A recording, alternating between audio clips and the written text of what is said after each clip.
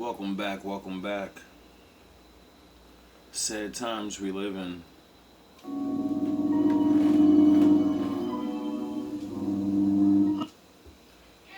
Fair use. The Pinocchio old cartoon. An actor's life for me. A high school cat and a silver cane. A watch of gold with a diamond chain. High diddly day. An actor's life is gay. It's great to be a celebrity. An actor's life. Cat and a silver cane. A watch of gold with a diamond chain. High diddly day. An actor's life is gay. It's great to be a celebrity. An actor's life for me. A watch of gold with a diamond chain. High diddly day. An actor's life is gay. It's great to be a celebrity. An actor's life for me. And the dummy fell for it. Hook, line, and sinker. And he still thinks we're his friends. And it's Stromboli pay. Plenty. That shows you how low Honest John would stoop. Hey, Giddy?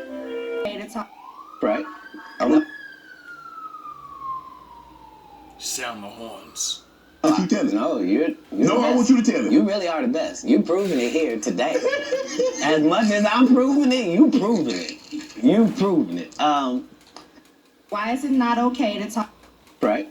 I want to keep telling. No, you're No, I want you to tell it. You really are the best. You're proving it here today.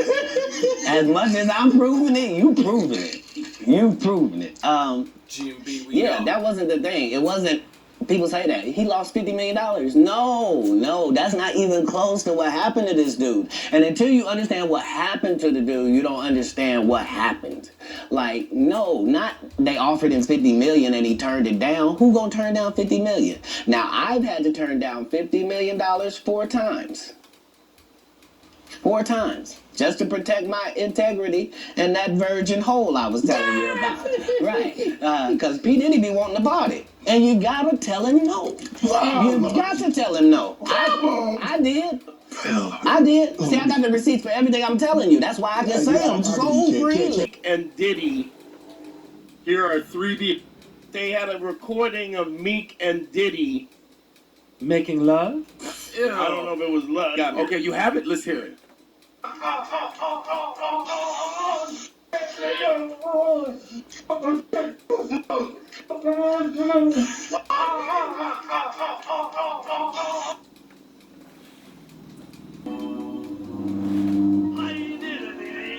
An actor's life for me.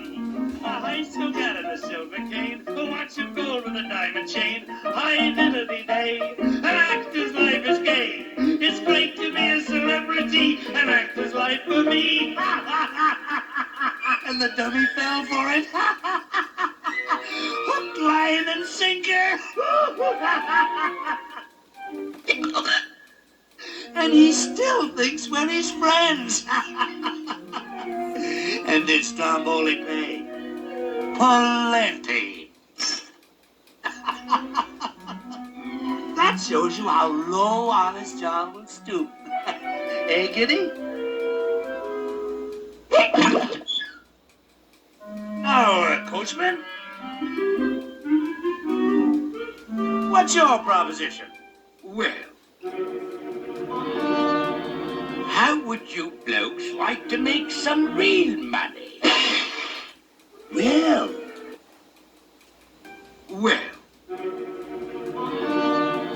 How would you blokes like to make some real money? well. And who do we have to, No, nothing like that. You see,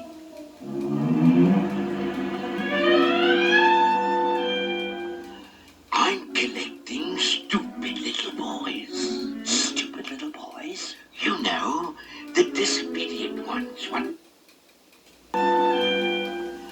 I'm collecting stupid little boys. Stupid little boys? You know, the disobedient ones. What play you give them school. Oh. And you see,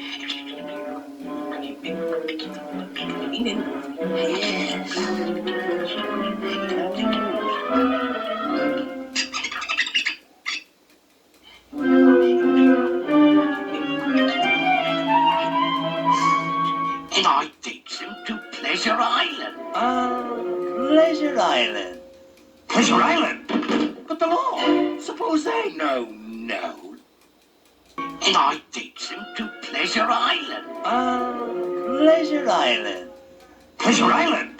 But the law, suppose they know. There's no risk.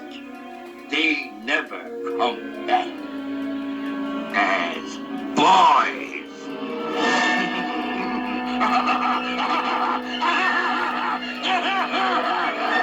Now, to make it real, we steal boys. Stupid little boys. We bring them to Pleasure Island. And then you see the thought, he goes, Pleasure Island? And he goes, no, they don't come back as little boys. So you gotta think, in 1940, when they're writing this, the guys that are writing this, they must have probably heard stories about children getting sex trafficked. They must have heard those stories, because we've heard those stories. Yes. We've heard those stories as adults. Yes. Where there was always stories about some weird government in Italy, was it say, where the original story was written, the donkey is a symbol of stupidity. The moral behind Pleasure Island is that little boys who scoff at education and moral codes set forth by their parents, preachers, and authority figures will engage in jackass behavior instead, such as fighting, vandalism, underage drinking, and often destined to grow up to become men who have no option to make a living except through back-breaking manual labor. And there are plenty of people in the world, such as the coachmen, who will take advantage of that. I think maybe there's a little more going on there. As legend has it,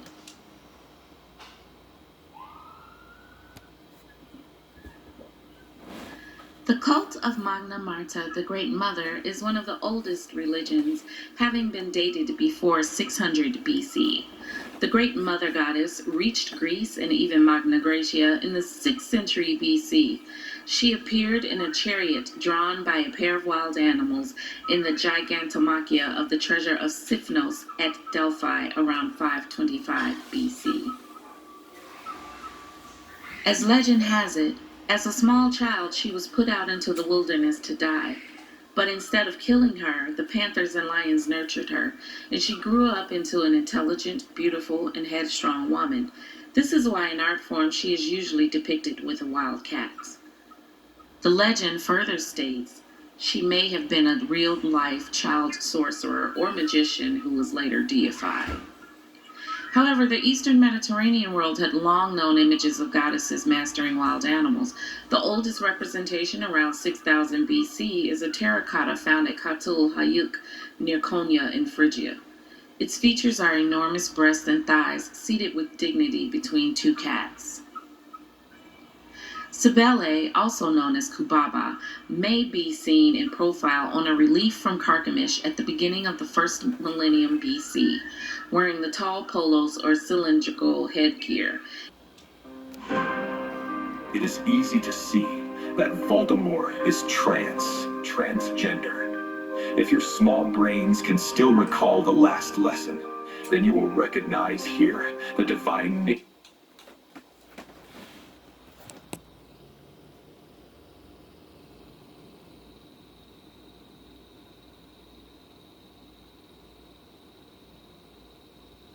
Put a J in front of that. nature of Voldemort in Wake the these fuck up. Orphic hymns. Zeus, the mighty thunderbolt, is first. Zeus is last. Zeus is the head. Zeus, the middle of all things. From Zeus, the raw eggs produced. He is man. He is the man. Orphic refers to the religious cult honoring the Greek hero Orpheus, whose priests emulated him. Similarly, Harry also uses music to find his way past the three-headed hellhound Cerberus, or rather, Fluffy, down, down, down, into the underworld of Hogwarts.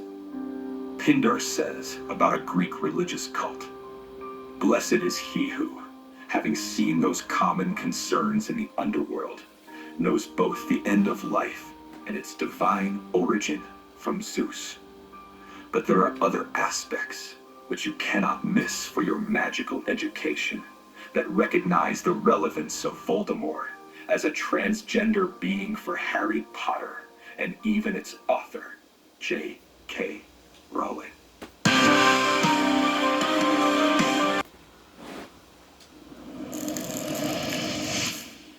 Epstein Island 2.0, or perhaps maybe the very first Epstein Island. In case you had not heard about this, I wouldn't be surprised. We are talking, of course, of North Fox Island out there in Michigan.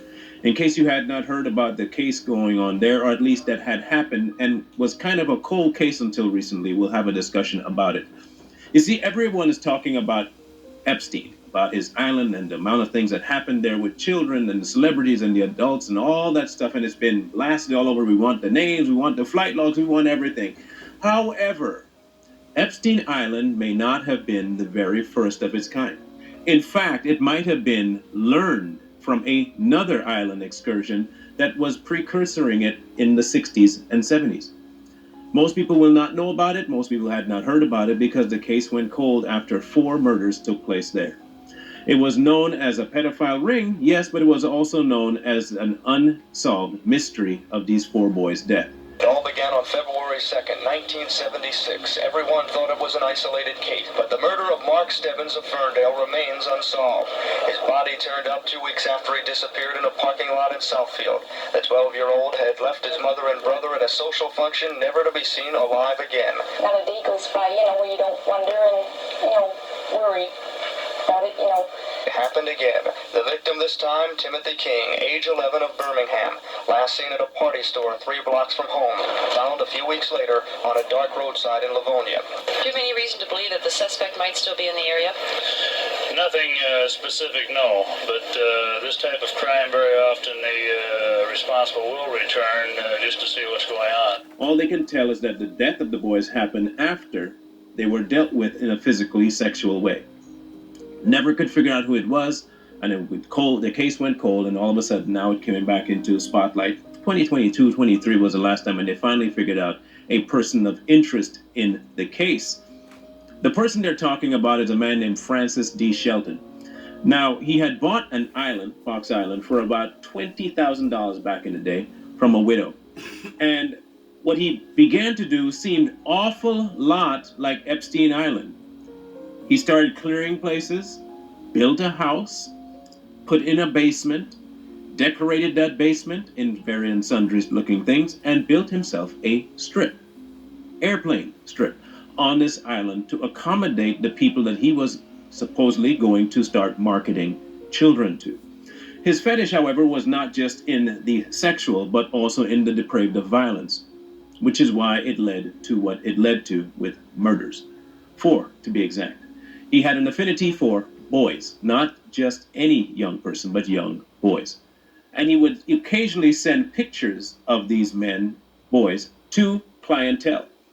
Now, the way he did it was not through regular means of pictures, because, of course, back then you have a little different of carriage, there was no internet back then, but he used to mail his clientele pictures of these young boys. Means of pictures. Because, of course, back then you have a little different of carriage, there was no internet back then, but he used to make...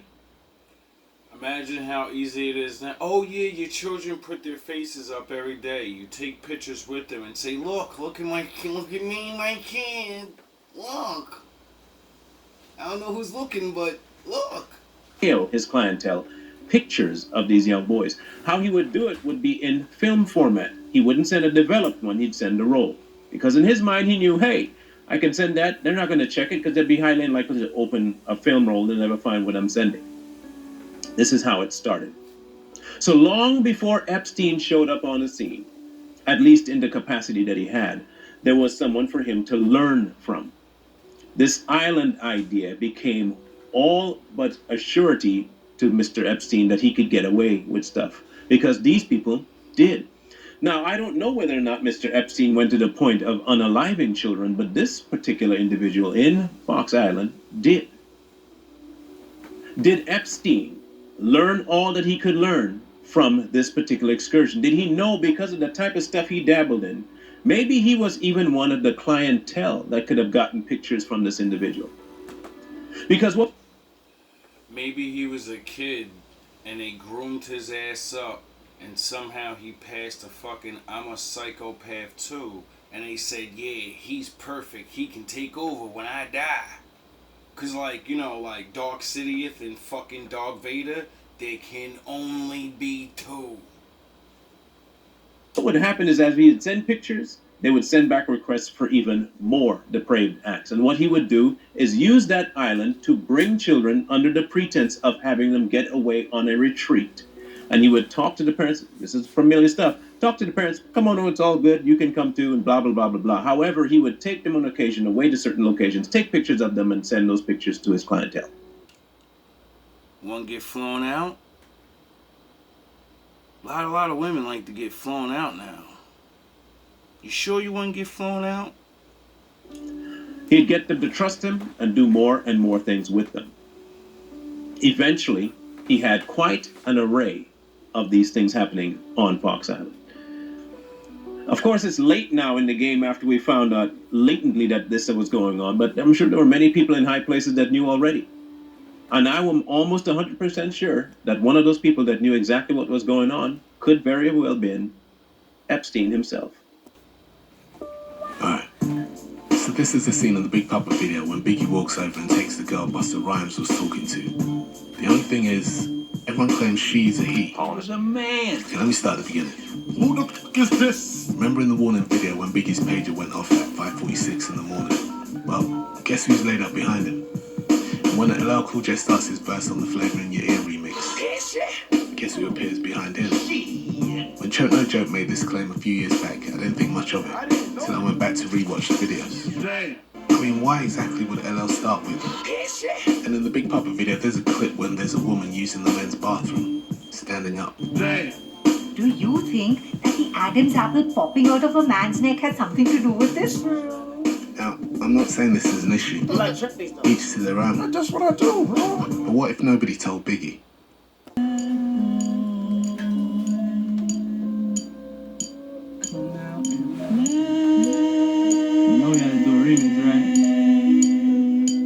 Hello and welcome back to Rumor Has It Music News and Gossip, but you ain't heard it from me, my nigga.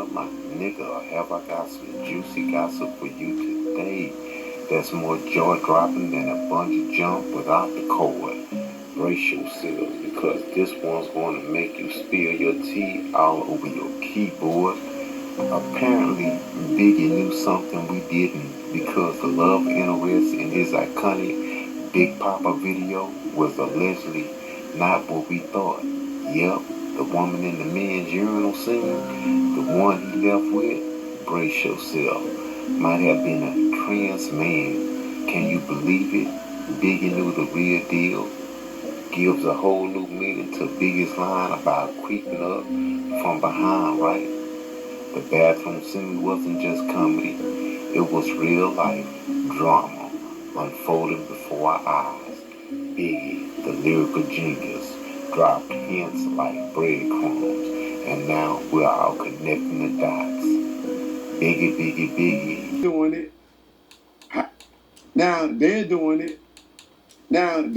it. Hype is probably mad at me because I revealed that he had transgenders in three of Biggie videos. And I think those are transgenders in the Sorry Not Sorry video. Because I asked everybody, who are the models in the Sorry Not Sorry video? Pull them out. Only one girl came up. That was a girl. The other ones did not come. I know. To me, those look like women. But I'm telling you, from me knowing what I know from Hype, sneaking a transgender, what was her name?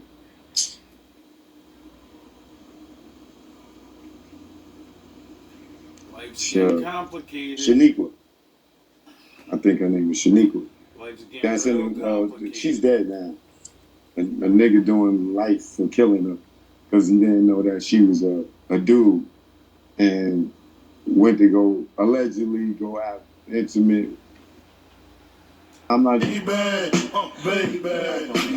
straight up, honey, really, I'm asking. Most of these niggas think they be macking, but they be acting.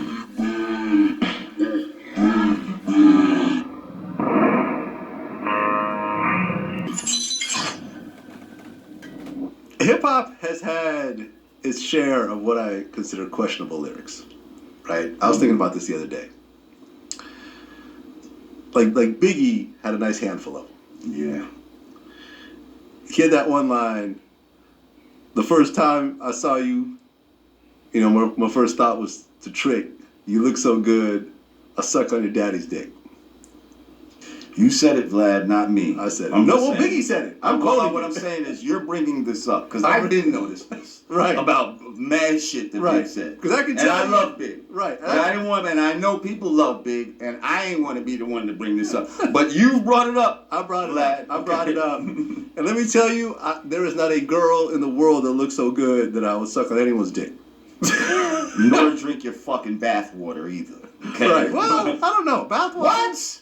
You dirty motherfucker. Bath water? You freaky motherfucker. Vlad, come on, B. Hey, I do that. You dirty motherfucker. Bath water? You freaky motherfucker. I ain't drinking no bath water. You ever seen the ring around a fucking bathtub, Vlad? Come on, B. You know what time it is. A clip of Eddie Murphy right now is going viral. Real life.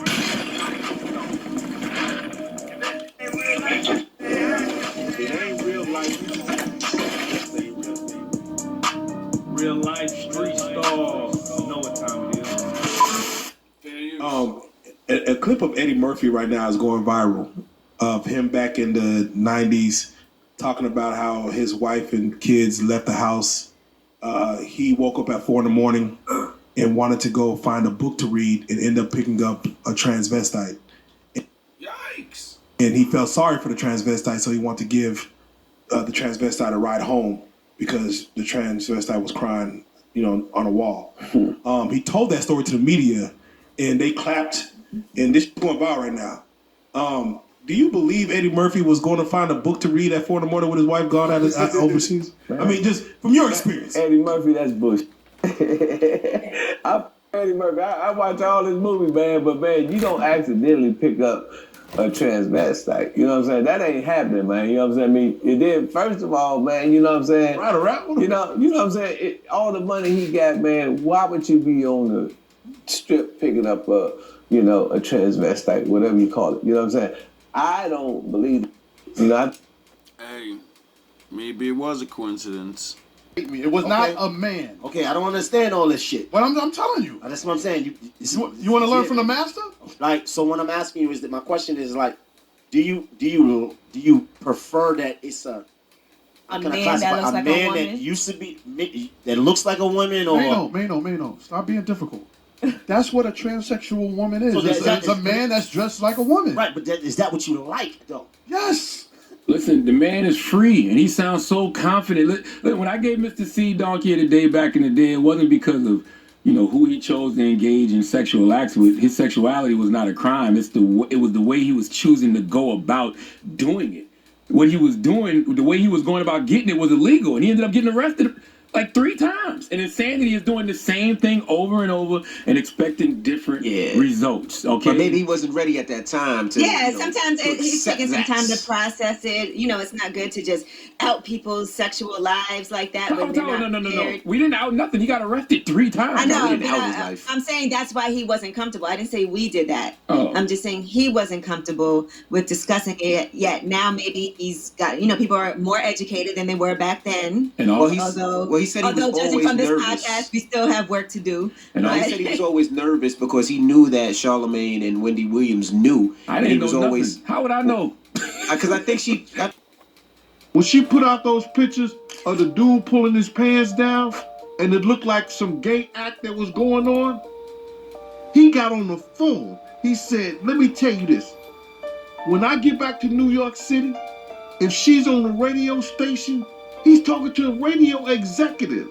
He said, "Nobody that I deal with, nobody that I know is going to do anything with y'all. No business at all." It ain't gonna be no artist, no nothing gonna come. He's telling people that at a radio station. When we got back to New York City, Wendy Williams was in Philly. We come from a very homosexual era of hip-hop as well. There was a radio personality once upon a time. Her name was Wendy Williams, and she was practically burned at the stake for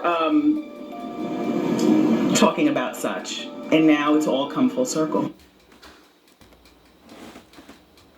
Hello, everybody, and thank you for joining us. Wendy Williams always said she wanted to come back to daytime television, but she has an even bigger challenge than anyone would have imagined. We're learning that the former talk show host has been diagnosed with a form of dementia. Stephen Fabian has details. Heartbreaking news. Wendy Williams is suffering from dementia and aphasia, the same disorder that has stricken actor Bruce Willis. In a press release issued today under Wendy's name, her care team reveals after undergoing a battery of medical tests, Wendy was officially diagnosed with primary progressive aphasia. As well, it was just dysfunctional from day one. You know, I just felt entitled to it as well. It was just dysfunctional from day one. You know, as kids, I used to put on heels. I used to do all those things. I try to put on whatever my sisters wear. When one of my sisters did, I try to do those things. They went to the back and there was a bunch of old and young boys back there, all naked in the Wade house. So I find it funny that Gabrielle's sitting there talking about Boosie. So word on the street is Allegedly. that Gabrielle Union is low-key getting her ducks in a row to serve Dwayne Wade with divorce papers. And the tea is that she allegedly caught him stepping out on her with a man. Now, there's this one blind item that spilled the beans on Dwayne, saying he was up to no good with another lady on the side. But some other sources are now chirping that Dwayne might have strayed in a different direction with a dude. And let me tell you, for those who've been peeping behind the scenes, this is not exactly a surprise. And some fans are even speculating that Gabrielle knew all along that Dwayne was bisexual, but she just didn't want it to go public. All popping up saying that Dwayne and Gabrielle love to throw some wild parties at their crib. So is this really the end of the road for Gabrielle and Filthy? And it wasn't the first time. He described finding used condoms on the floor, empty champagne and hard liquor bottles, nearly finished blunts, and half-eaten food rotting on tables and furniture. Dwayne and his crew hosted these parties several times a week, inviting numerous guests, primarily rappers, and women they meet in clubs. These alleged gatherings continued even and his crew hosted these parties several times a week, inviting numerous guests, primarily rappers, and women they meet in clubs. These and his relationship with Gabrielle. And Richard implied that Gabrielle would often partake in these parties. Now, Richard didn't explicitly mention Dwayne engaging with other men at these parties, but given the allegations from other insiders, it definitely makes you wonder what went down at these parties. What's also worth pointing out is that Dwayne's ex-wife claimed during their divorce that Dwayne infected her with an STD around 2007, which coincides with the period when Richard alleged Dwayne started throwing these wild parties. And despite Dwayne's attempts to sue his ex-wife for defamation of character, the rumors surrounding his sexuality persisted. Dwayne himself accidentally fueled these speculations when he admitted he used to dress up in women's clothing. In one interview that's been making the rounds lately, Dwayne shared his thoughts supporting his daughter Zaya when she came out as transgender, and he revealed that in his younger days, he used to enjoy wearing his sister's clothes and heels. And reason we looked at each other is because of the Wearing his sister's clothes and heels. when it hit my doorstep at 3 years old. Like I said, when me and my wife looked at each other, right? And reason we looked at each other is because of this. You know, as kids, I used to put on heels. I used to do all those things. I try to put on whatever my sisters wear. When one of my sisters did, I try to do those things. So at first, I said to myself, "Oh no, I did that. So I ain't just doing the things that I did." And then it kept going further and further. And then me and my wife had to look at each other and say, well, what if? And at that moment, everything that I was taught went out the window because now I'm a parent. And my sole job and my sole responsibility is to make sure that this kid grow up knowing that it's supported and is loved. Now, speaking of Dwayne's daughter Zaya, there's also been controversy surrounding Dwayne and Gabrielle's parenting choice. Bringing the boys to Pleasure Island, and then he starts whispering what happens to the boys. Watch it. Coachman, what's your proposition? How would you blokes like to make some real money? Well, and who do we have to, No, nothing like that. I'm collecting stupid little boys. Stupid little boys? You know, the disobedient ones what play or give them schools. And I takes them to Pleasure Island. Pleasure Island. Pleasure Island? But the law, suppose they... No, there's no risk. They never come back as boys.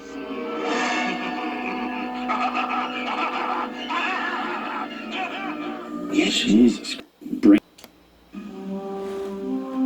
There is no dark side, nor a light side. There is only the Force. I will do what I must to keep the balance. The balance is what keeps me together. There is no good without evil, but evil must not be allowed to flourish. There is passion, yet emotion. Serenity, yet peace. Chaos, yet order. I am the wielder of the flame, the protector of balance. I am the holder of the torch, lighting the way. I am the keeper of the flame, soldier of balance. I am the guardian of balance. I am the Gray Jedi. It's time to switch it on and turn it up. It's time to switch it on and turn it up. Red line. Go all out. It's go time. Time to aggress. Let's go. Dial up the intensity. Woden's men out front. Get out front and make things happen. Go get it. This is my purpose. I am built for this. I am a warrior. I am a champion of the Northern Light. This is absolutely what I am hardwired to do. Just go out and devastate targets. I'm built that way, I'm bred that way. My genes are hardwired to conquer. I am purpose-built for total war. I am purpose-built for triumphant conquest. Moving on targets and leading from the front. Every moment, I'm moving on my objective. Every moment, I'm going full bore, right to the end. A warrior lives for the hunt, for the crush of battle. My natural state is the hunt. My tempo is the infinitude of the golden plains of conquest.